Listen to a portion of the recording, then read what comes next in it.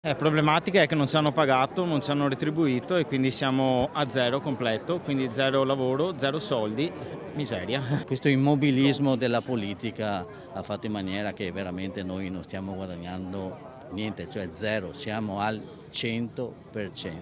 Di perdita. Eh sì, esatto.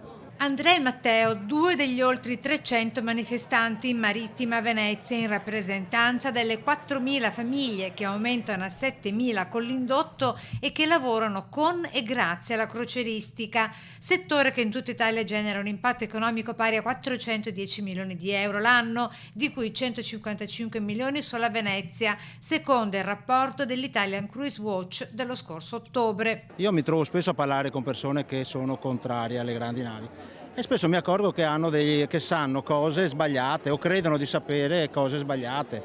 Una delle prime cose, per esempio, è l'on port. Venezia è on port, vuol dire che la nave arriva, sbarca e imbarca. Quindi i passeggeri partono e arrivano. Di conseguenza e di solito, proprio perché essendo Venezia una meta ambita, si fermano 3 giorni, 4 giorni in albergo. La crocieristica a Venezia, con i suoi 1,5 milioni di turisti e il passaggio di 500 navi da crociera all'anno, copre quasi il 3% del PIL dell'economia della stessa Venezia, sempre stando agli studi sopracitati. Quindi tutta Venezia lavora con le grandi navi, commercianti, ristoranti, albergatori, locazioni turistiche, tutti quanti. Lavoratori e famiglie che chiedono risposte e soluzioni a tutti i livelli della politica. Noi è la prima volta che abbiamo questa diciamo, rabbia addosso e quando i lavoratori come noi che non sono abituati a protestare ma sono messi nelle condizioni di protestare perché nessuno dà risposte, potremmo prendere in considerazione